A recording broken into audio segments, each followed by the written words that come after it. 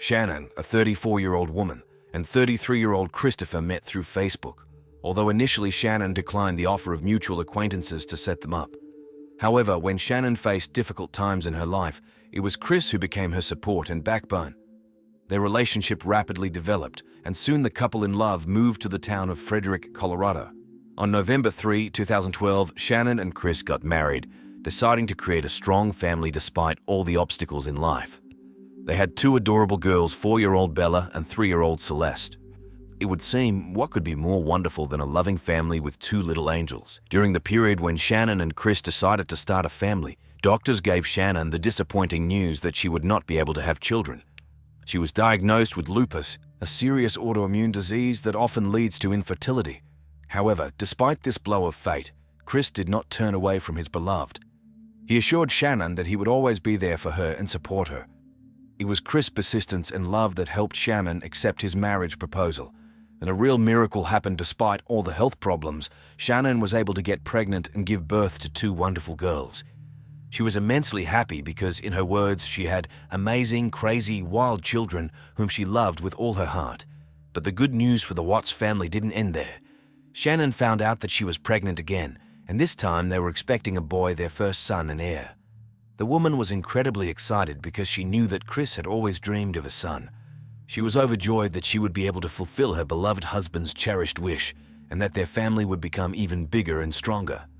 Even daughters Bella and Celeste were eagerly awaiting the arrival of their baby brother. Shanann had already chosen a name for her future son, Nico. It seemed that a bright and happy future awaited them. But as an experienced detective, I know that life often throws unexpected and tragic surprises. I can't help but note that Shanann was very active on social media. She constantly shared the details of her life on Instagram, keeping friends and followers up to date on all events. The woman loved sharing joyful news and created an image of an ideal, happy family. Shanann actively shared her life on social media. She often went live where she talked about herself and her children. Her Instagram feed was full of photos of the smiling Watts family. The woman participated in various online communities where she communicated with other mothers and shared experiences. If you judge by these bright posts and videos, you might get the impression that the Watts family was living an ideal life. At least, this is the image Shanann created for her followers. Outwardly, it seemed that the family enjoyed complete idyll and mutual understanding.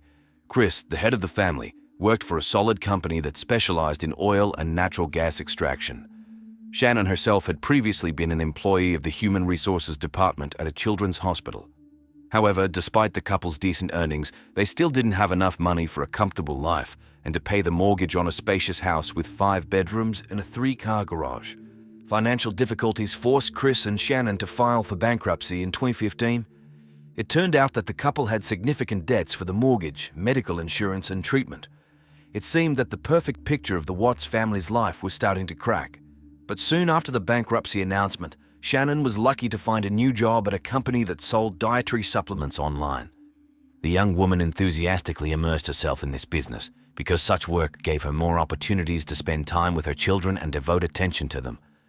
At the same time, business trips, which were well paid, allowed Shanann to contribute to the family budget. At first glance, it might seem that the Watts family had found a way out of a difficult situation and could now enjoy a happy life again. But as an experienced detective, I know that deep problems and conflicts often lurk behind the outward gloss. Did Shanann's new job really help stabilize the family's financial situation? Or perhaps these difficulties were just the tip of the iceberg, and more serious problems were brewing in the couple's relationship under the calm surface? You will find out everything soon. June 16, 2018 became a special day for Shanann Watts. That's when she published an extensive post on social media where she shared her thoughts about her current life. The woman sincerely admitted that she was extremely satisfied with her new job and family life in general. "I am in love with this lifestyle when I just live, enjoying every moment of my family," Shanann wrote. These words vividly demonstrated how happy and full of hope she was at that moment. In essence, with this post, Shanann sought to show the whole world that her family was thriving, that she and Chris were successful and friendly. She diligently formed the image of an ideal family on social networks, which one could only envy. Shortly after this post, Shanann went live, where she shared with her followers her grand plans for the future. In particular, she said that she and Chris were going to go to San Diego for the period from June 22 to June 26. and after returning from this trip, Shanann planned to go with her daughters to North Carolina to visit relatives. They were supposed to return home on August 7, and after a few days, Shanann had another business trip scheduled for just a couple of nights. She was full of enthusiasm and anticipation for these upcoming travels. The woman willingly shared all her plans on social networks, publishing joyful and optimistic posts.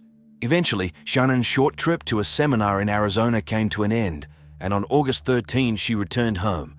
Her closest friend, Nickole Atkinson, met her at the airport and drove Shanann home, dropping her off around 2 a.m. No one could have even guessed then that this would be the last time anyone saw Shanann alive. As a detective, I can't help but pay attention to some details. First, Shanann's excessive activity on social media and her desire to show the perfection of her life may be signs that things were not as cloudless as it seemed at first glance. Sometimes people try to hide their problems behind a bright screen of success and happiness. Second, the fact that Shanann returned home late at night and was met by a friend, not her husband, may also indicate some tension in the couple's relationship. Although, of course, these are only assumptions and we will need more solid evidence for final conclusions. So far, we only have a general picture of the Watts family's life, mostly created by Shanann herself on social networks. But what was really going on behind the closed doors of their house? What secrets did Chris hide? And what happened on that fateful night of August 13? As Nickole Atkinson told me, on the evening when she picked up Shanann from the airport, the young woman looked extremely tired and exhausted. It seemed that she had hardly slept recently. However, at the same time, Shannon's eyes shone with an unbreakable determination, as if she was set for something important. At home, Shanann was awaited by her husband Chris and their two little daughters. It would seem that after a busy day, the woman finally had a chance to relax in the circle of her loving family. But as it turned out later, this night became fatal for her. The next day, August 13, Shanann had an extremely important doctor's appointment scheduled. She was supposed to have another checkup in connection with her third pregnancy. At that time, the term was 15 weeks, and the woman wanted to make sure that everything was okay with the baby. However, Shanann never showed up for the appointment scheduled for 10 a.m. Moreover, she missed a business meeting, which was extremely atypical for her. Close friend Nickole Atkinson sounded the alarm because Shanann was not answering phone calls or text messages. Usually, Shanann always took a very responsible approach to work and her motherly duties. She never allowed herself to ignore calls, realizing that something might happen to the children. Therefore, such inexplicable silence on the part of her friend greatly alarmed Nickole. After trying to reach Shanann all day, Nickole eventually decided to go to her house to find out what was going on. Shannon's car was parked in the driveway, which only heightened Nickole's concern. The woman approached the door of the Watts house and began to ring and knock persistently. However, no one answered or opened the door for her. And you know what? This was a turning point. It was from this moment that it became clear that something bad had happened to the Watts family. Shanann's behavior changed dramatically. She missed crucial meetings and did not respond to calls from loved ones. This was absolutely unlike her, especially considering her responsible attitude to work and concern for the health of her unborn child. The fact that no one was home, although Shannon's car was in place, is also an alarming signal. After all, this means that the young woman disappeared somewhere in the middle of the night along with her little daughters. Of course, at that time it was too early to talk about a crime. But intuition told both Nickole and me that there was something sinister and terrible behind this. Shanann would never leave her children and disappear like that without warning. There were still many questions ahead of us that needed to be answered. Where was Shanann and the girls? What happened that night in the Watts family home? And was Chris involved in this mysterious disappearance? Having received no response from Shanann, Nickole Atkinson decided to act decisively. She called Chris, who was at work at the time, and also contacted the police. At 1:40 p.m., an officer arrived at the scene, who also tried to get through to the residents of the house, but to no avail. Realizing that they could not cope on their own, the police officer contacted Chris and asked him to come urgently to open the door and inspect the house from the inside. Chris arrived at the call, and together with law enforcement officials, they finally got inside. Unfortunately, their worst fears were confirmed. There was no one in the house. During the search, the police found some alarming details. Shannann's cell phone was lying on the couch, wedged between the cushions. It seemed as if the woman had hastily thrown it there before. Before what? This question haunted me. In the kitchen, they found Shannan's purse, inside which were her wallet and keys. Near the stairs stood a suitcase with things, as if the young mother was going to go somewhere in the near future. However, all her personal belongings that she might need in case of a sudden trip remained in the house. There were even medicines that Shanann gave to her daughters. Shannon's car was parked near the house, and no one had touched the child car seats. It seemed as if the young woman had simply vanished into thin air along with her little girls, taking nothing with them that they might need. As a detective, I know that in such cases, when a person who is in a relationship disappears, we are always primarily interested in their partner or spouse. We try to find out if they have noticed anything strange lately, if they have any idea where and when they last saw their other half. The case with the Watts family was no exception, so Chris had to answer all these standard questions. Of course, at that time, we could not say for sure that the husband was involved in the disappearance of his wife and children. However, his behavior and answers could give us valuable clues and lead us to a trail. The situation looked extremely suspicious. Only Shanann and the girls were missing from the house, while all their things remained in place. If a woman decided to go somewhere, she would definitely take the necessary things and documents with her. And most importantly, she would never go on a trip without providing her children with everything they needed. No, this does not look like a voluntary departure of a loving mother. Most likely, something terrible and irreversible happened here. Unfortunately, that's how it was, and now you will find out everything. During the first interrogation, Chris Watts told the police his version of the events of that fatal night. According to him, Shanann returned home around 2 o'clock in the morning, and it was then that he informed her of his decision to divorce. If you believe Chris, the couple had an emotional conversation, during which they both cried and expressed their sadness about the inevitable parting. After that, as the man claimed, he went to work, and he never saw his wife again. Interestingly, a surveillance camera installed on a neighboring building did indeed record Chris leaving the house at 5:15 a.m. However, after his departure, no one else left the Watts house, which made the police officer think and call a detective for a more thorough investigation. During a conversation with the detective, Chris slightly changed his previous testimony. Now he claimed that Shanann returned home at 1:48 a.m. and at 4 a.m. They had that same emotional conversation about divorce. And only after that, at 5:15, Chris allegedly went to work. Strange, isn't it? Initially, in a conversation with a police officer, Chris mentioned an emotional conversation with his wife immediately after her arrival. And then when talking to a detective, he somehow shifted the time of this conversation by several hours later. It would seem a trifle, but in the investigation of such cases, every detail can be of decisive importance. Over the next 2 days after the disappearance of his wife and children, Chris Watts actively communicated with the media. He gave numerous interviews, appeared in the press, trying to create the image of a desperate and genuinely worried husband and father who misses his family. "My children are my life, they light it up," Chris assured journalists, complaining that his beloved girls had disappeared without a trace somewhere. He diligently played the role of a loving dad who couldn't find a place for himself from grief and anxiety. But as it turned out later, this theater did not last long.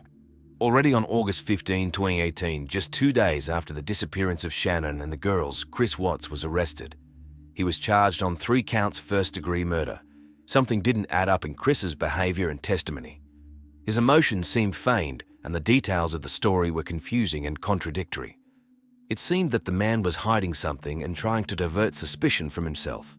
Of course, at that time we did not yet have direct evidence of Chris's involvement in the disappearance of his family, but his strange behavior, changes in testimony, and excessive attention to his own public image in the media were alarming.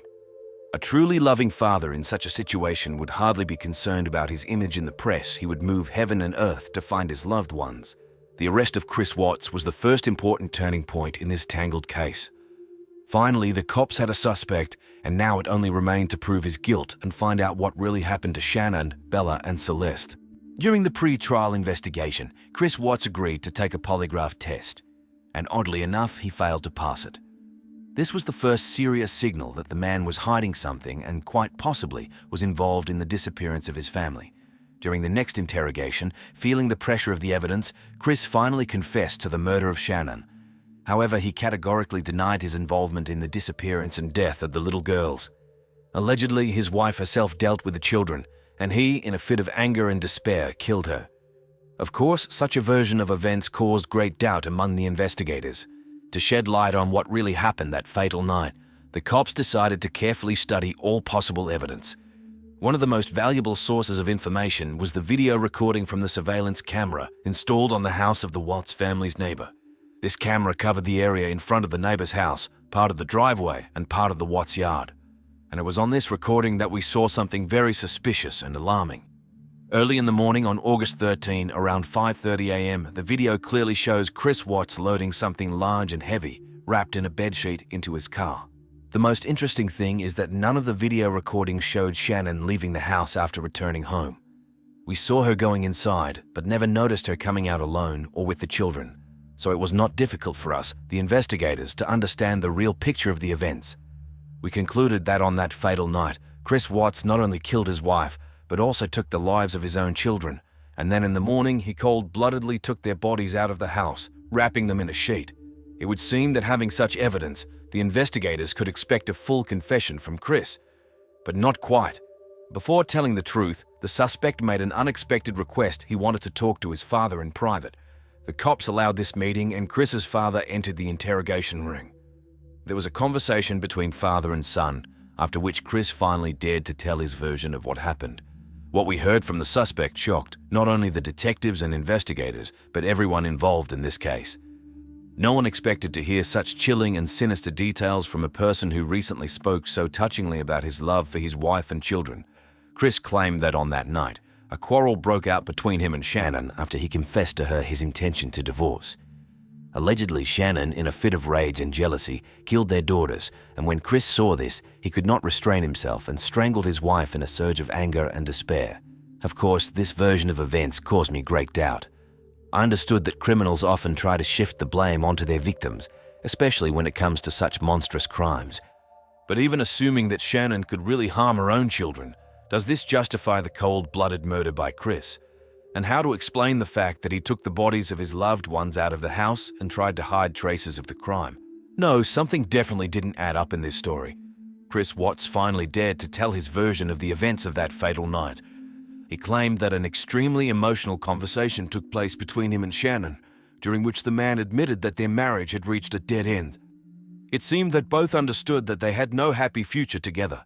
But what Chris told next shocked me, even as I'm recording this video for you now, although I've read my script hundreds of times and everyone present in the interrogation room.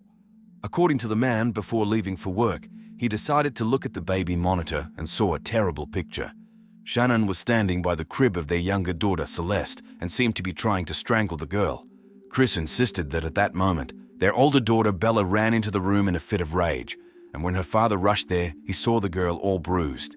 Unfortunately, she was no longer breathing. According to Chris, he did not have time to save Celeste either when the man burst into the nursery. His wife had already strangled the younger daughter as well. In a state of shock and anger, seeing how Shanann had cold-bloodedly taken the lives of their children, Chris allegedly lost control of himself. He claimed that he attacked his wife and strangled her in response. He said he did to her the same thing she had done to the babies. Further, Chris said that in the heat of that fatal quarrel, Shanann allegedly threatened to forever deprive him of the opportunity to see his daughters. And apparently, immediately after that, she went to carry out her monstrous plan of revenge. After these confessions, Chris finally told the investigators where he had hidden the bodies of his family. The police immediately went to the place indicated by the suspect, and a terrible discovery awaited them there. It turned out that Chris had taken his deceased wife and daughters to his place of work, where oil tanks were located. Shannon's body was found in a shallow grave about 40 miles from their home. And very close by, in tanks for storing crude oil, the police came across a horrifying find: the bodies of little Bella and Celeste. The unfortunate girls were stuffed by their father into the tanks, where they were completely hidden by the thick black liquid. I couldn't help but notice the strange discrepancies in their story. Let's assume that a serious quarrel really took place between the spouses, and in a fit of passion, Shanann could have attacked the children. But isn't it strange that Chris didn't try to stop her, call the police or an ambulance? Instead, he, according to his own confession, resorted to lynching and killed his wife, and even hid the bodies of his loved ones in such a monstrous way. Of course, I understand and know that people in a state of passion can do strange and terrible things. But damn it, something definitely didn't add up in this story. It was too convenient for Chris to shift all the blame onto his deceased wife, portraying himself as almost a hero who became a victim of circumstances. During the interrogations, Chris Watts repeatedly stated that the reason for the tragedy was that lately, he and Shanann had been living as if in parallel worlds. They say both paid a lot of attention to the children, but completely stopped being interested in each other and working on their relationship. But soon, a new twist appeared in this story, which made the cops look at the situation from a completely different angle. It turned out that Chris had an affair on the side with a woman named Nickole Utoft.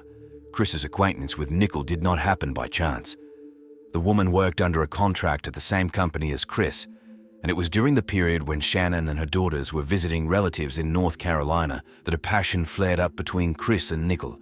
Interestingly, Chris told his new lover a completely different story than later to law enforcement officials. He told Nickole that he and his wife had long been in the process of divorce and that the separation was happening by mutual agreement. For some reason, Chris kept silent about Shanann's pregnancy with their third child. Later, when the truth came out, Nickole claimed that if she had known about the difficult circumstances in her lover's family, she would never have gotten into this relationship. But Chris was clearly not going to honestly admit that he had a wife and was about to become a father for the third time. The relationship between Chris and Nickole developed rapidly, despite the fact that it had begun quite recently. The lovers were already planning to get married and even discussing the details of the upcoming wedding. The day before Shanann and the girls disappeared, Nickole even started looking for a wedding dress. But the most interesting thing happened when the disappearance of Chris Watt's wife and children gained publicity and shook the entire community. It was Nickole, having learned about this story from the news, who turned to the police and told about her affair with Chris. She confirmed that at the beginning of their relationship, she visited the Watts' house twice, although her visits were short.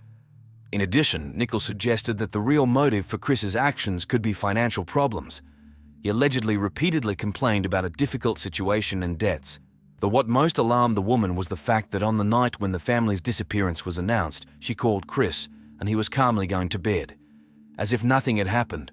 When asked about his wife, he replied that she had probably just decided to leave him, taking the children with her. It seemed extremely strange to Nickole how could a man react so indifferently to the disappearance of his loved ones.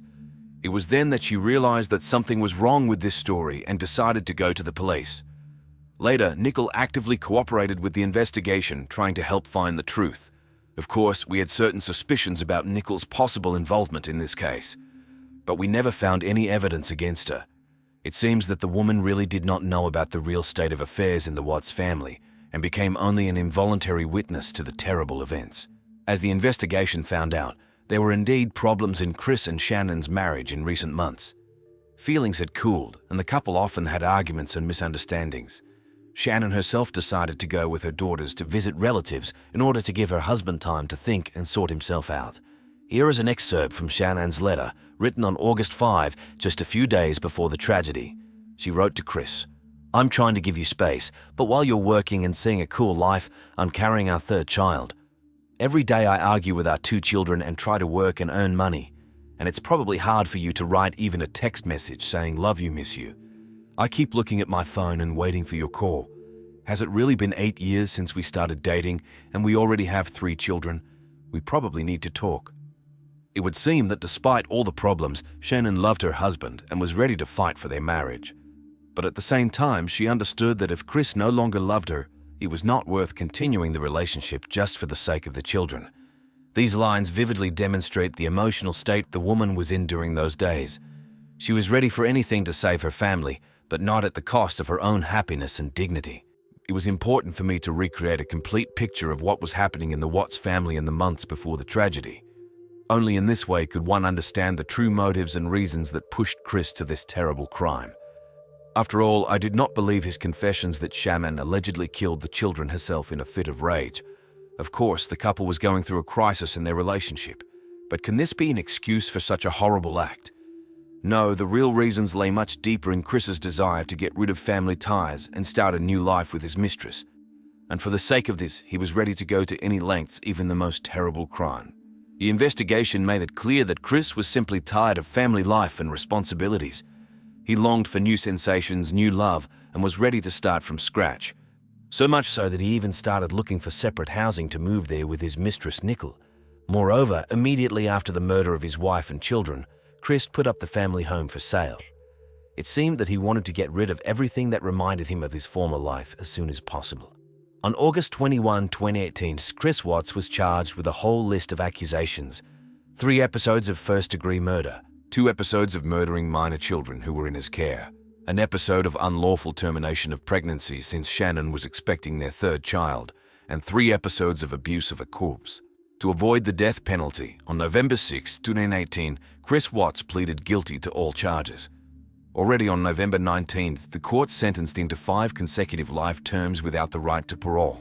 In addition, for the unlawful termination of pregnancy, the man received an additional 48 years in prison, and for the abuse of the bodies of the deceased another 36 years. Now he will have to spend the rest of his life behind bars. Only 2 months after the sentencing, Chris finally confessed to how it really happened. In a conversation with prison psychologists, he said that he had not loved his wife for a long time, but did not dare to divorce. Watts feared that Shanann would forbid him from seeing the children. That is why he had an affair on the side with Nickole, who worked at the same company. Interestingly, Chris himself showed interest in her and even lied that he was getting divorced and no longer wearing a wedding ring. It seems that even then he was planning to start a new life with his mistress. The horrific details of the murder shocked even seasoned police officers and experts. According to Chris, that night he had a fight with his wife and strangled her with his bare hands in the bedroom. The autopsy results showed that Shanann was dying slowly and trying to fight to the end. The most terrible thing is that the elder daughter Bella became an involuntary witness to her father's horrible act. Hearing suspicious sounds, the girl went into the bedroom and asked Chris what happened to her mother. He lied that Shanann was sick and needed rest. After that, Chris wrapped his wife's body in a sheet and carried it to the car. Little Bella and Celeste woke up at this time and saw the terrible picture. The girls began to cry, frightened and confused. And then Chris Watts crossed the last line of humanity. He strangled his little daughters, just as he had strangled their mother before. The last words of the elder Bella were forever etched in his memory, "Daddy, no." The girl tried to fight for her life until the last breath, but she had no chance against an adult man. After that, Chris took the bodies of his wife and children to the oil site where he worked. He buried Shanann in a shallow grave and threw the girls' bodies into oil tanks. Thus, he tried to hide traces of his monstrous crime. The judge who sentenced Chris Watts did not hide his indignation and disgust. He called this murder the most horrible and cruel of the thousands of cases he had to deal with over the years of his work. The father of the deceased Shanann spoke emotionally about his former son-in-law in the courtroom. He called Chris a soulless monster and expressed the hope that for the rest of his life, the faces of his victims Shanann, Bella, Celeste, and unborn baby Nico would stand before the killer's eyes. I know that my RIP will not bring them back to life, but I suggest that everyone who has watched up to this point write this phrase in the comments to honor the memory of these 3 innocent human souls. The father emphasized that Chris deserved nothing but to rot in prison for life. This case shook all of America and gained wide publicity in the press. It's hard to believe that a young father could commit such a horrible and senseless crime by killing his own family. His actions defy any logical explanation. Chris Watts is a true embodiment of evil. A cold-blooded murderer who took the lives of his closest people for the sake of an illusory happiness with a mistress. Looking at this young man, it is difficult to imagine that a real monster was hiding behind the mask of a loving family man. The only thing left for us is to remember the deceased Shanann, Bella, Celeste, and little Nico. They deserved a long and happy life filled with love and joy. Unfortunately, the person who was supposed to cherish and protect them turned out to be their killer. As a detective and as a father, I sincerely hope that the severe sentence for Chris Watts will serve as a warning to other potential criminals, and that the memory of Shanann, Bella, Celeste, and Nico will forever remain in the hearts of those who knew and loved them, and their bright souls will finally find peace where there is no pain, no suffering, no betrayal. With this, I conclude my story about one of the most tragic and intricate cases in my career. Thank you for being with me and helping to uncover the truth about the death of the Watts family. Tallahassee, Florida, a quiet suburb where life usually flows peacefully and measured. But one day, something happened that shook the entire community. A local university professor was found unconscious in the driveway of his own house, bleeding profusely. This man is Daniel Eric Markel, a father of 2 young boys who had everything to live for. The police found themselves at a dead end. No evidence, no suspects, no DNA, only one unreliable witness. It became clear that this case would not be simple and quick. It would require all the experience and patience of the investigators to solve it. Dan was born in 1972 in Toronto, Canada. He was a smart and successful man. He studied at prestigious universities, including Cambridge, and in 2001, he received a law degree from Harvard. After that, he worked as a clerk at a law firm for several years. In 2005, he got an opportunity he couldn't pass up: the University of Florida's law school was looking for a professor with the same qualifications as Dan. He jumped at this chance and was a perfect fit for his new career at the university. Dan Markel had all the prerequisites for a happy life and a successful career. But unfortunately, one tragic event crossed out all his plans. On the one hand, Dan loved teaching, and on the other, he was in love with criminal law. Despite his busy schedule teaching various legal disciplines, he found time to write numerous works in the field of criminal law. But it wasn't just career successes that brought joy to Dan's life. He met his love, Wendy Adelson, on a dating site for single Jews. Despite their age difference, Dan was 33 and Wendy was 26. They were a perfect match for each other. Wendy was also passionate about criminal law and later, just like Dan, started teaching at the University of Florida. Their relationship developed rapidly, and the couple couldn't wait to get married. In a short time, they got to know each other well, got engaged, and finally tied the knot on February 26, 2006. The couple lived an ideal life. They both had their dream jobs, a good income, and in 2009, they welcomed their firstborn, followed by a second son. In 2010, life seemed wonderful, and it continued that way until 2012, when their relationship fell apart and they divorced. It seemed that Dan and Wendy had everything for a happy family life: love, common interests, successful career, children. But sometimes, even in the strongest relationships, at first glance, cracks appear that lead to the destruction of the marriage. The couple carefully concealed all the details of their divorce, so no one knows for sure why their marriage fell apart. In 2013, they officially divorced, and the image they presented to the public did not reflect the real situation in their family at all. Once, Dan went on a business trip, and when he returned home, he was shocked by what he saw. The house was almost completely emptied out. Wendy left only a few things, including a mattress. It took her just a day, while Dan was away, to move everything out of the house. Usually, moving out of a house is a stressful process that requires careful planning. But judging by how far Wendy went in emptying their shared home, she had been thinking about it long before. This indicates the deplorable state their marriage was in. And as if that wasn't enough, Wendy left Dan another gift on the mattress, a stack of divorce papers. The divorce process was very difficult, and Wendy had plenty of reasons to be angry. Obviously, she did everything possible to cause Dan as much suffering as possible during this process. Divorce is always a painful process, especially when the couple cannot agree amicably. But such outright hostility and a desire to hurt a former partner is an alarming sign. Wendy went even further in her desire to erase Dan from her life and the lives of their children. She changed the children's last name to her maiden name and even changed the name of one of her sons, which was given in honor of Dan's deceased relative. The divorce was not easy for Wendy, and she made every effort to erase any mention of Dan. It's one thing when a couple realizes that they can no longer be together, but it's another thing entirely when children are involved. They will still have to maintain contact. Attempts to isolate children from one of the parents look like cruel revenge. In 2014, Dan and Wendy lived separately. Wendy took up writing and wrote a book about human trafficking based on her experience. But it seems that her approach to writing was different from Dan's, and the book turned out to be a complete failure. Critics described it as terribly bad, so it was hardly worth rushing to the bookstore for this masterpiece. On July 18, 2014, Dan, as usual, was heading to Wendy's house to pick up the children and take them to kindergarten. This was part of his usual daily routine. In divorce situations, one of the parties often starts behaving irrationally, driven by emotions, but it's important to remember that children should not become hostages of adult conflicts. They have the right to communicate with both parents, regardless of how the relationship between the former spouses turned out. That morning, Dan followed his usual routine. He went to the gym, stopped by a few stores, nothing unusual. But soon everything was about to change dramatically. Around 11 o'clock, Dan finished his business and returned home. As he was approaching his house, he noticed that someone was already waiting for him there. At that moment, Dan was talking to someone on the phone.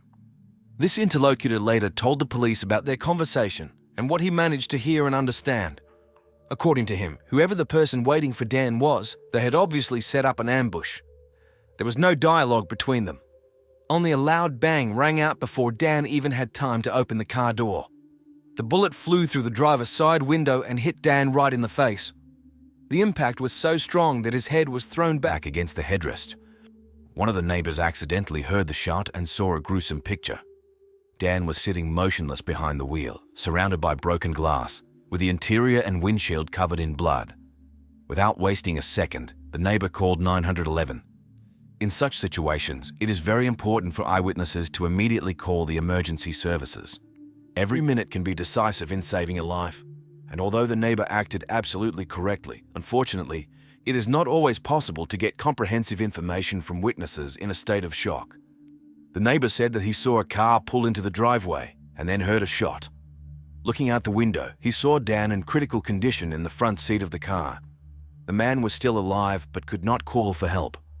The neighbor also noted that he could not say with certainty whether it was a suicide attempt or if someone had shot Dan. But in any case, the victim needed immediate help. While the ambulance was on its way, the police tried to get all possible information from the neighbor. However, the only thing he could report was that he saw a silver Toyota Prius leaving the scene immediately after the shot. Of course, the police should have followed up on this lead, but it is quite possible that it was just a random car passing by. The medics arrived 19 minutes later and urgently transported Dan to the nearest hospital. Unfortunately, an unfortunate mistake occurred. The dispatcher who took the call from the neighbor did not convey the information about the victim's critical condition. That's why it took the ambulance so long to get to the scene. And with a gunshot wound to the face, every minute counts. Sometimes the smallest mistake or oversight can cost a person their life, especially when it comes to such serious injuries as a gunshot wound to the head. It's a pity that valuable time was wasted due to a lack of communication between the services. We will never know for sure whether the delay in the ambulance's arrival affected the tragic outcome, but the fact remains, Dan could not survive the injuries he sustained. He fought for his life in the intensive care unit for 14 hours, but unfortunately, his heart stopped. Now the police were faced with an incredibly difficult task. A man who seemingly had no enemies and was loved by many was ruthlessly shot dead on the doorstep of his own home. And the only lead was a mysterious silver Toyota Prius that might have been involved in the crime, or might have had nothing to do with it at all. Shortly after the tragedy, a memorial service was held in Dan's memory. That day, many people gathered. Friends, relatives, students, all those who wanted to express their love, respect, and gratitude to the talented professor. The police were at a crossroads. Without evidence or suspects, they needed to decide where to start the investigation. The first person to fall under suspicion was Dan's ex-wife, Wendy Adelson. She was called to the police station on the day of her husband's murder. Wendy was not arrested, but for the police, it was a starting point. Before the interrogation, the woman listened to a voice message from a friend who worked as a realtor. Often in investigations of this kind, the victim's closest people become the first suspects. And although this is not always fair, you have to start somewhere. Any little thing can be the key to solving the crime. In the voice message, the friend said, "Hey Wendy, I feel a little awkward telling you this, and I don't want to dramatize the situation, but there was a shooting today near your former house. I hope you're okay, my dear." It went on to say how sorry the friend was that Wendy had to find out about it this way. But the fact remains, there was a shooting near her former residence. The ex-husband was critically wounded and was unlikely to survive. Upon hearing this, Wendy became extremely upset and burst into tears. She said that she had been emailing Dan that morning and everything was fine. Then the woman asked the investigators what happened to her ex-husband. The police officer replied that he could not disclose any details until he found out where she was at the time of the shooting. This is a standard procedure to exclude her from the list of suspects. Wendy responded very emotionally, but at the same time, somewhat detached. She reported that she had only left the house at noon on some business. She even wanted to drive past her former street, but saw that it was blocked off. The behavior of suspects during the first interrogation can tell an experienced investigator a lot. Unnatural emotionality, excessive detachment, unnecessary detailing of their actions, all this may indicate a desire to hide something. However, people react differently to stress, so it is too early to draw final conclusions. When the police asked Wendy if she knew anyone who might wish Dan harm, she just continued to cry bitterly. Finally, she replied that although Dan sometimes didn't treat people in the best way, she couldn't imagine anyone daring to be so cruel to him. The investigator inquired whether Dan owed anyone money. Through tears, Wendy replied that in fact, it was her ex-husband who owed her money child support. Wendy seemed genuinely shocked by the tragedy. She was almost going crazy with grief. The officer conducting the interrogation treated her very carefully and sympathetically. The problem for the police was that they still had no solid leads. The robbery version seemed unlikely since the attacker did not try to enter Dan's house, did not search for valuables in his car or pockets. At that moment, the investigators had only one possible motive: revenge. But why would someone want to take revenge on Dan? Could Wendy be right in assuming that he might have offended someone or done something improper? It's one thing to annoy a person, but it's quite another to drive someone to the point where they would pull out a gun in broad daylight and shoot you in cold blood. In murder investigations, it is very important to correctly identify the motive for the crime. This helps narrow down the list of suspects and understand in which direction to move further. However, sometimes we are faced with situations where there is no rational motive, and then you have to dig deeper, look for non-obvious connections and hidden conflicts. In search of at least some leads, the police decided to appeal to the public. They made it clear this was a deliberate murder, and they announced an immediate reward for those who provide information that would help arrest and convict the criminals. The reward amount started at $10,000, but later increased to $25,000. Some time after the sworn testimony was made public, it turned out that, according to the investigators, the suspect Garcia had an accomplice, 33-year-old Luis Rivera. It was assumed that this couple left Miami on July 16, 17 in a rented silver Toyota Prius and moved around Florida. The police gathered snippets of information about these two: cell phone data, electronic records, video footage from surveillance cameras from various buildings and buses in the area. The video, it was believed, captured a couple who were following Dan Markel on July 18 as he went about his daily business, driving from kindergarten to the gym, then to the store and home. But why did these two suddenly become suspects? And why did they decide to kill a man with whom they seemingly had never crossed paths before? The police suspected that it was a contract killing. Someone paid Garcia and Rivera to kill Dan Markel, and most interestingly, this information came from a secret informant whose identity was never revealed. Thus, the key question remains unanswered. If it really was a contract murder, then who was the customer? It seems that the time has come to shed light on this mystery. Contract killings are perhaps the most difficult to investigate. After all, the real criminal hides behind the backs of the direct perpetrators. Finding a connection between the killer and the customer, proving their collusion, that's the real challenge for investigators. Especially if you have to work with anonymous informants whose motives are not always clear. No matter how much Garcia and Rivera were paid for their work, it turned out to be not enough for them to take all the blame. As soon as they realized that the game was over, they immediately began to sing like canaries during police interrogations. They told investigators that they were hired by none other than Charlie and Donna Adelson, the brother and mother of Dan's ex-wife. At first glance, these two were respectable members of society who together ran the Adelson Dental Clinic and Institute. By the way, I apologize if I mispronounced their last name. Charlie was a dentist, and Donna was in charge of patient care. It's hard to believe, but these testimonies alone were not enough to bring Charlie and Donna to justice.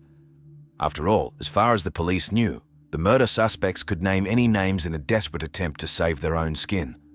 And what connection could there be between a respected family doctor, the owner of a dental clinic, and two hit men from Miami? Strangely, it took a long time to unravel this tangle. In the end, the missing link turned out to be a woman named Catherine Magbanua. She not only had an affair with Charlie Adelson, but also had a previous relationship with Sigfrido Garcia, from whom she had 2 children.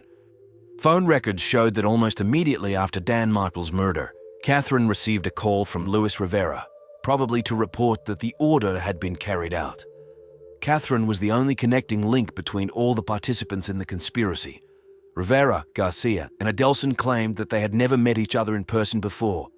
For her services as an intermediary, Catherine received $100,000. After analyzing Magbanua's bank account, it was established that over 12 months, she made deposits amounting to tens of thousands of dollars. Often, the key to solving high-profile murders lies in seemingly insignificant details and minor figures. It is important not only to focus on the main suspects, but also to carefully track all their connections and contacts. After all, that's where you can find the missing puzzles that will make up the complete picture of the crime. These suspicious transactions on Catherine's account began a few months before Dan Markel's murder and continued for several months after the crime. Isn't this the height of recklessness? Interestingly, the payments were almost always made in the form of checks. Not the smartest move on the part of the Adelson family, don't you think? After all, checks are very easy to track for one simple reason: they always have a signature. And every such check deposited into Magbanua's account was signed by none other than Donna Adelson. Hatred is perhaps too strong a word, but in this case, it fits best. Donna Adelson openly hated her former son-in-law, especially in the months leading up to his murder. She bombarded Dan with emails, one after another, cursing him, insulting him, using her entire arsenal of swear words. In one particularly telling message, she wrote that Wendy had suffered too long being married to Dan. His narcissism had destroyed their marriage, so now it was time to strike at the most painful spot. The entire Adelson family lived in Miami, but Wendy settled separately in Tallahassee, near her ex-husband. She wanted to return to Miami to be closer to her family, but Dan was against it. Since Markel did not resort to threats or violence, he went to court and obtained a ban on Wendy moving with the children.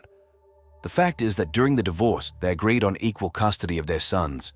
But there was another reason for the mother-in-law's dislike of Dan. Shortly before his murder, he again went to court with a petition that did not allow Donna Adelson to spend time alone with his children without his supervision. Of course, this in no way justifies Donna's actions because, as we know, the attempt on Dan's life was planned long before this petition was filed. As you can see, at first glance, everything seems quite obvious, doesn't it? An angry mother-in-law, an offended ex-wife. Motive is always a key element in murder investigations, and although family conflicts often cause violence, one should not jump to hasty conclusions. Sometimes, deeper reasons and darker secrets are hidden behind outward simplicity. The task of a detective is to remain impartial and check all versions, even if they seem obvious. The offense went too far, but one should not jump to conclusions. Luis Rivera nearly ruined the entire case. While in jail without the right to bail on other charges, Luis asked for a meeting with investigators. He stated that he had information that he was ready to exchange for a deal with the investigation. The detectives readily agreed to re-interrogate Rivera, and this is where Luis gave his version of events. According to him, he did not know that a murder was being planned until he got into the car with Garcia. He was allegedly told that it would be an ordinary robbery, and when he found out about the murder of Dan Markel, he was extremely dissatisfied. He said he only wanted to rob the woman who was supposed to pay for it. Rivera and Garcia were promised $35,000 each for the job, but Luis insisted that he was not going to kill a man, especially a father of many children, with whom he was not previously acquainted and against whom he had nothing. Rivera claimed that he had never even heard this man's name before and had not seen him until Garcia showed him a photo. As for the Adelsons, Luis allegedly did not know about them at all, but only referred to a woman named Katie, that is, Catherine. It was she, according to Rivera, who was the main person in this case, and he also mentioned that some woman wanted to get her children back and gain full custody of them. Up to this point, the Adelsons still denied any involvement in the murder, despite the fact that the police had checks signed by Donna. However, this does not yet prove her intention to kill Dan. The checks could have been written for many reasons. But at this moment, the FBI joined the case. They developed a special operation to catch this family. Charlie Adelson began to receive strange calls from an unknown number. The caller was a woman who introduced herself as Sandy. She asked why Rivera, while in prison, was not worried about what was happening, and why his family was not helping him on the outside. Charlie was clearly frightened by these calls, but he kept his composure long enough not to give himself away. Sandy, of course, was an undercover agent, and the FBI was tapping Charlie's phone, hoping to hear something that could be used against him.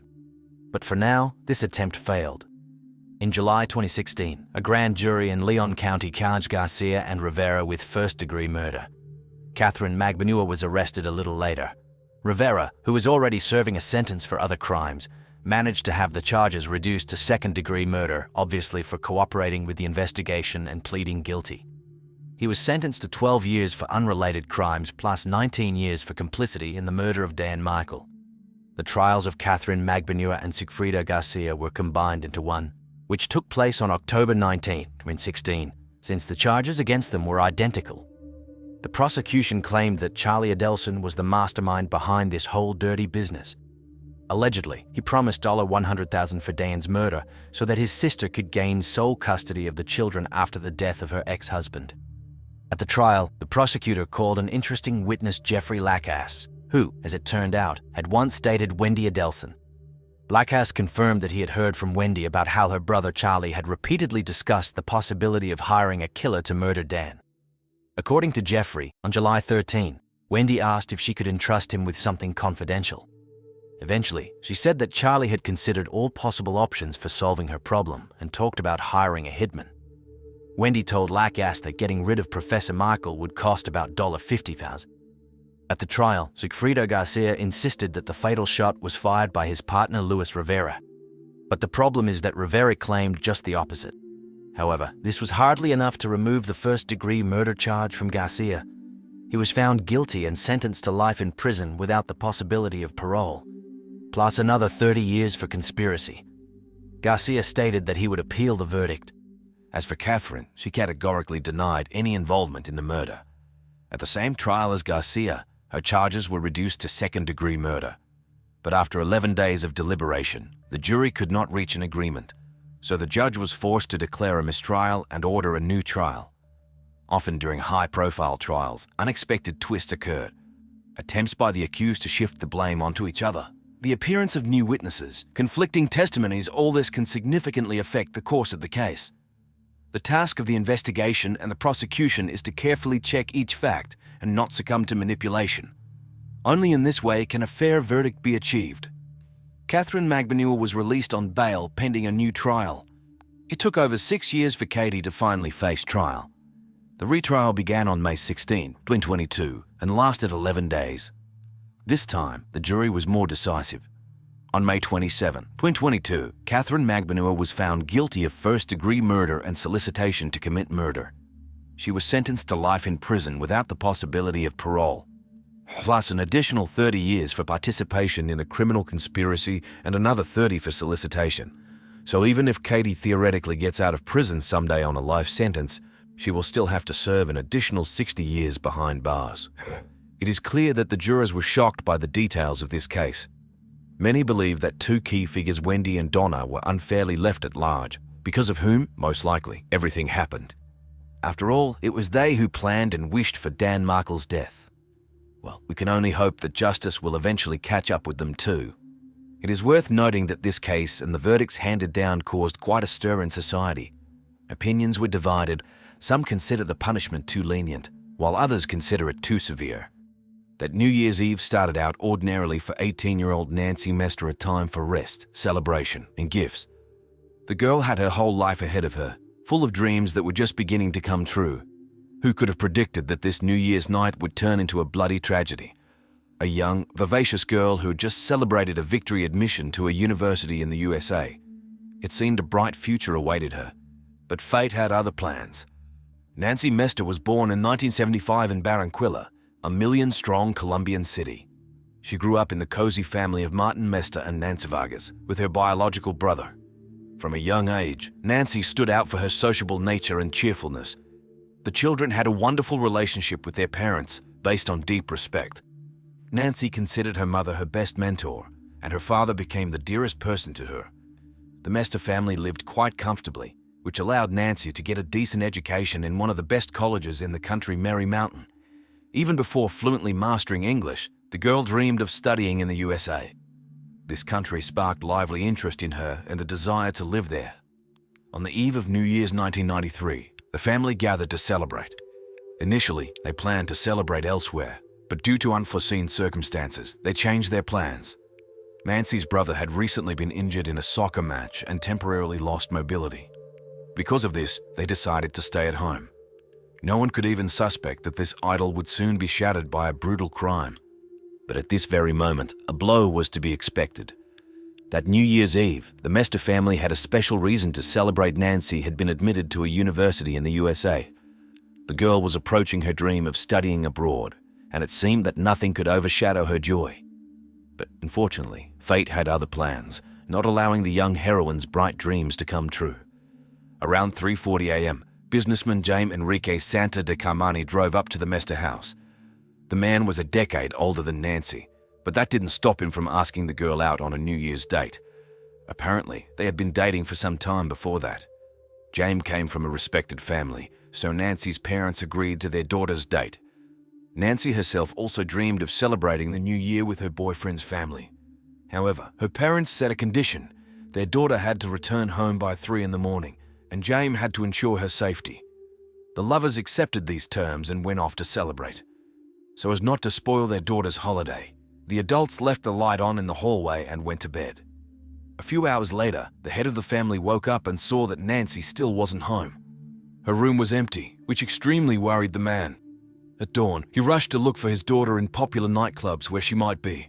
Calls to Nancy's cell phone went unanswered, but he didn't dare call the police yet. The father contacted the girl's friends, but they also knew nothing about her whereabouts. What could have happened that New Year's night? Where did the joyful girl who was celebrating her dream coming true disappear to? After fruitlessly searching for his daughter in nightclubs, the father headed to the house of James, who had taken Nancy on a date and was supposed to bring her back. The man assumed that the girl might be there. Instead, he found James' mother, who was wiping blood off the floor, a sight that looked extremely alarming. When the worried father asked, the woman replied that her son and Nancy had gone to the hospital, and the blood belonged to his daughter. She couldn't explain anything more. She didn't even know what exactly had happened to the girl and what condition she was in. Overwhelmed with anxiety, the man rushed to the medical facility. All this took place around 6 a.m. At the hospital, Nancy's father was met by the father of her gentleman, James, who told an incredible story. Allegedly, while at his house, Nancy had tried to take her own life by shooting herself in the head with a pistol. But the girl's father rejected this version as absurd. His cheerful and happy daughter had no reason for suicide. Nancy had just turned 18, with her whole life ahead of her. Until recently, she had been celebrating her admission to an American university, a dream that was coming true. Could such a joyful event be a reason for depression? Of course not. There was an obvious substitution of facts. After all, the young student had never given any reason to doubt her mental state. Her life was shaping up in the best way possible, and she was eagerly awaiting her studies in the USA. So James' father's version seemed complete nonsense.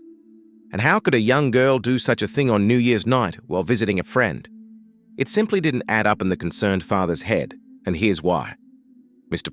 Mestre spoke with the medical staff who admitted his daughter, and they told him extremely disturbing information. It turns out that Nancy was brought to the hospital completely naked, covered only by a sheet. At the same time, the girl showed almost no signs of life. Most striking were the details about her appearance, all covered in sand, dirt, and vegetation, as if she had been dragged through the woods somewhere. There were no hints of this in the explanations given by James' father. After all, according to the first version, everything happened at the home of Nancy's gentleman's family, where she allegedly tried to shoot herself. But then why were traces of nature found on the girl's body, and why was she naked? Obviously, we are being misled, hiding the true horrific events of that New Year's night. It all looked extremely eerie. Nancy's father, Nancy Mestre, was horrified, anticipating the worst and realizing that his daughter's life was hanging by a thread. Returning home, he told his family about these dramatic events. Relatives immediately rushed to the hospital. However, the doctor's prognoses were disappointing. They discovered too serious an injury in Nancy, which caused complications. For the next 8 days, the girl fought for her life, undergoing numerous surgeries in a coma. The doctors made every effort to save her.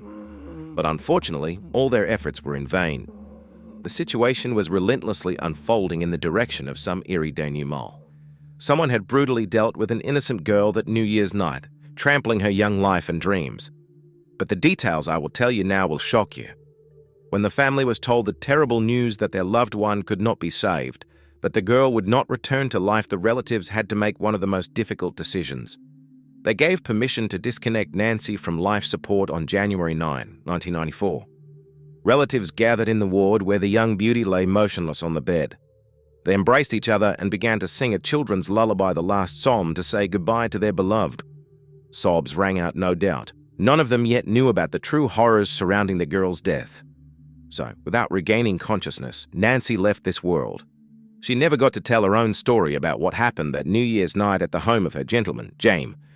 But the girl's family rejected all the false versions about her alleged suicide. Relatives turned to the police with a demand to thoroughly investigate this case and get to the bottom of the true circumstances. It was obvious to them that James' family was hiding something. Law enforcement listened to the demands and took up the investigation. The results of forensic examinations rejected the version of suicide. No traces of gunpowder were found on the victim's hand, which which are characteristic of a shot to the temple, but they were found on Nancy's other hand. This meant that she had been shot and obviously clumsily staging a suicide. Someone obviously wanted to hide the terrible truth of that New Year's night, when carefree celebrations suddenly turned criminal. However, the perpetrator's efforts to mask the events turned out to be unprofessional, leaving behind glaring evidence that indicated someone's criminal intent, and this was just the beginning of strange inconsistencies. Because the autopsy results of Nancy Mestre's body revealed a horrifying truth. It turned out that on the night of her death, the girl became a victim of intimate violence by 2 men at once. Traces of intimate relations with 2 different partners were found on her body. But the most horrifying thing was something else: the numerous abrasions, bruises, and bodily injuries on Nancy's body. Obviously, she actively resisted her abusers. These wounds and injuries remained after a desperate struggle for life. The girl became a victim of brutal intimate violence, which someone then tried to hide. No less eerie details. Under the nails of the deceased, doctors found pieces of someone else's skin. This is a typical picture when a victim vigorously defends herself against attackers, leaving similar traces on their bodies. These findings made it possible to identify one of Nancy's rapists and murderers. All these terrible details debunked the false versions about the girl's alleged suicide. It had already become obvious that the incident was of a criminal nature. An innocent young woman fell victim to a violent crime in order to conceal another act of intimate violence. In the house of James Santa, where Nancy went on a New Year's date, they found the deadly weapon, a pistol wrapped in bloody shorts, under the bed. Ballistic examination confirmed that it was the gun used to kill the girl. There was no doubt left this was murder. Law enforcement officially qualified the case as premeditated murder and opened a criminal investigation. The main suspects in the investigation were James Santa and his relatives. After all, the crime took place in their home, and traces of gunpowder were found on James' hand, evidence of his involvement in the event. A thorough analysis of the crime scene and traces inevitably led the investigation to the suspects. After the investigation gathered irrefutable evidence of the intimate violence and murder of Nancy Mestre, all that remained was to await the results of the forensic examinations. It was on them that depended what charges would be brought against the persons involved in this brutal case. Meanwhile, the incident gained wide publicity. The grief of the Mestre family found a resounding response in the public. Soon, mass pickets were held in support of the relatives of the deceased young woman. People demanded the inevitable punishment for her rapists and murderers, who so mercilessly cut short a young life. Public resonance always intensifies in cases where the victim is a minor. And when it comes to intimate violence and the murder of a young beauty, it especially outrages people. Society demands justice and immediate punishment for the criminals. A few days after the incident, the father of the deceased Nancy, Martin Mestre, received an anonymous letter. The message described the likely cause of the girl's murder. According to one version, Nancy caught her boyfriend James in perverted sexual relations. Fearing exposure, the perverts brutally violated the girl intimately and then killed her with a shot. Afterwards, they wanted to get rid of the victim's body by throwing it somewhere in the woods. But Nancy still showed signs of life, so they decided to take her to the hospital. The name of the anonymous author of the letter was never established. In any case, this version of the unnatural events formed the basis for further investigation and the search for the guilty. Unfortunately, the main suspect in the criminal case decided to brazenly evade justice. During the investigation, James Santa suddenly disappeared in an unknown direction. Obviously, he guessed the investigators' intentions to arrest him, so he decided to flee and avoid responsibility for his crimes. Law enforcement couldn't find a fugitive, despite all attempts to contact him. James' relatives claimed they didn't know where he was or what had happened to him. But this lie was obvious. The perpetrator had simply disappeared to hide from justice. Despite this, investigators soon officially declared James internationally wanted and brought charges against him in absentia for the sexual assault and intentional murder of Nancy Mestre. Since the perpetrator himself could not be caught, the trial against him began in absentia. Substantial evidence was presented in court. This included traces of gunpowder on James' hands, his genetic imprints on the victim's body after the intimate violence, and pieces of his skin from under the deceased's nails. All of this unequivocally indicated the fugitive's direct involvement in the bloody crime against Nancy. But due to his absence from the process, James could not refute or confirm the available evidence. But that's not the most interesting part, because what happened next changed everything. In 1996, the Colombian court sentenced James Santa, who was on the run at the time, The perpetrator was sentenced in absentia to 27 years in prison for the sexual assault and intentional murder of 18-year-old Nancy Mestre.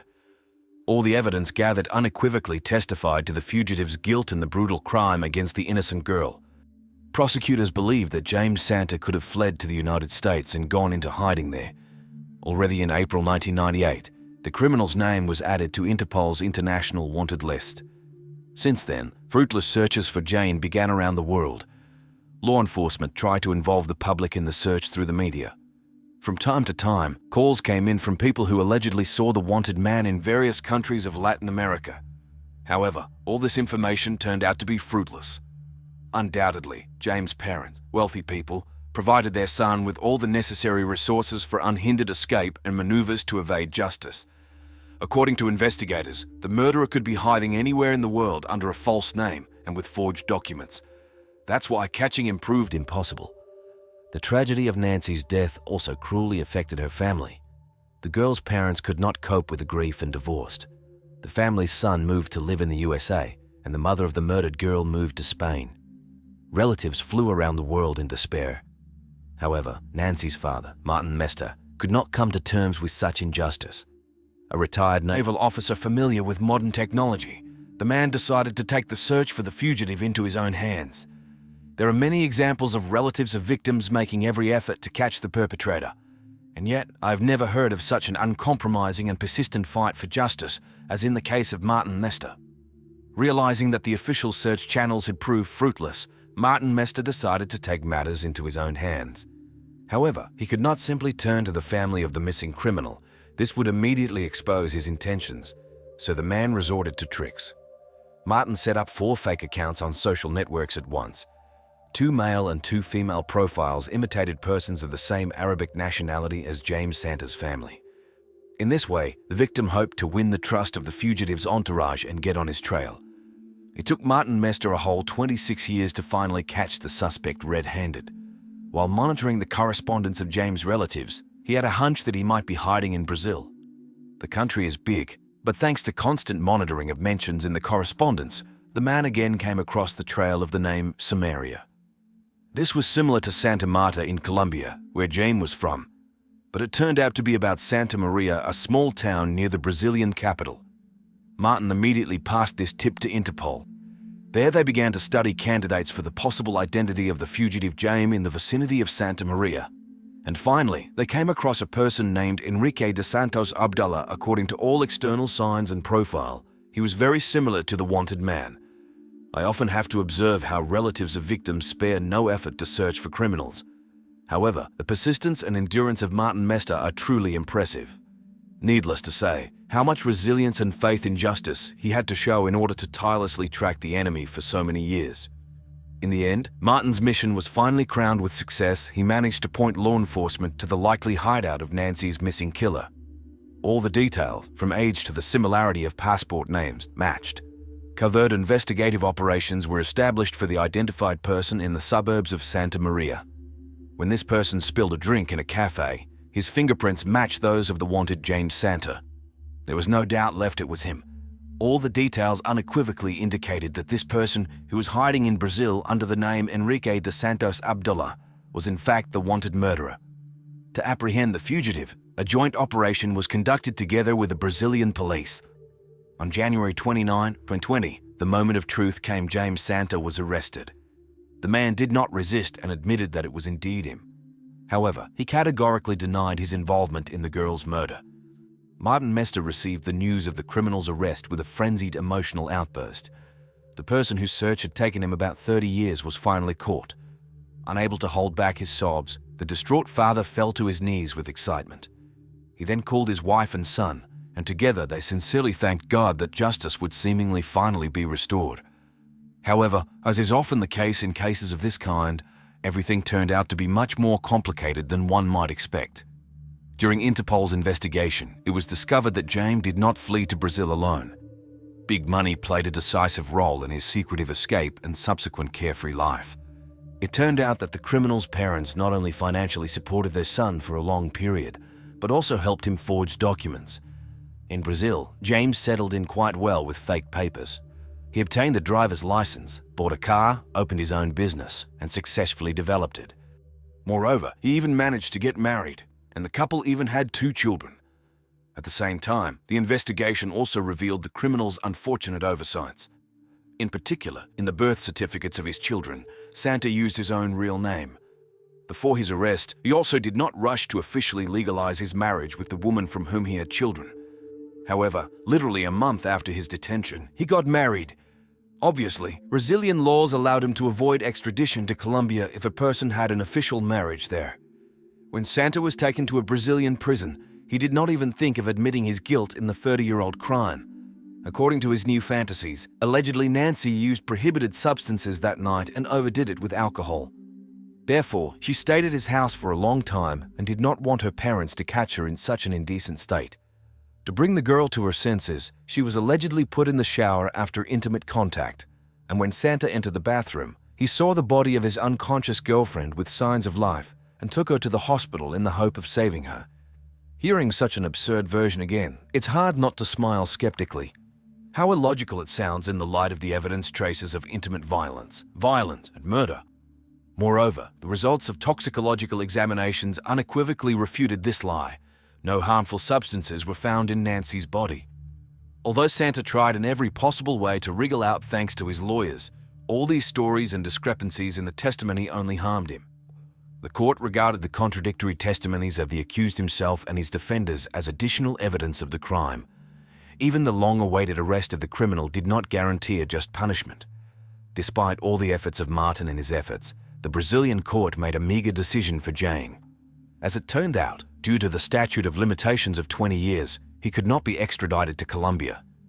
The opinions of the judges were divided, so the 57-year-old Santa was released, declaring the only charge only in forging documents. Of course, this was a terrible blow to the family of the deceased Nancy. All the father's tireless work seemed to have gone in vain.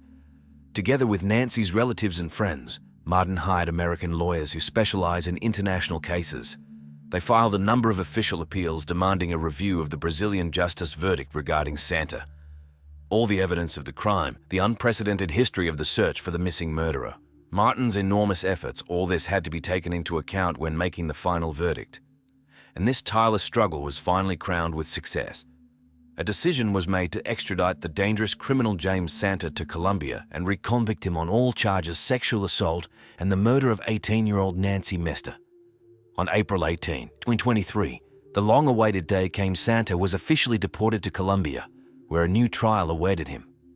Law enforcement detained the fugitive in custody. However, despite all efforts, James' influential and wealthy family again managed to release him on bail. But soon he escaped again, but already on May 1, 2023, he was quickly found and arrested for good. The only thing that has not yet been established is the identity of the second abuser, James' accomplice on that terrible New Year's night. But the girl's relatives hope that at the trial, Santa will give up his subordinate, and he will also receive the proper punishment. Unlike James himself, his family has so far avoided any charges of complicity or concealment of the crime, although undoubtedly the wealth and connections of this family played a significant role in the attempts to free Santa from responsibility. Surely, each of you will agree the story of Nancy Mestre has touched the hearts of many. Cases where children or young people become victims of brutality are always bitterly perceived by society. People did not accidentally actively respond to this tragedy.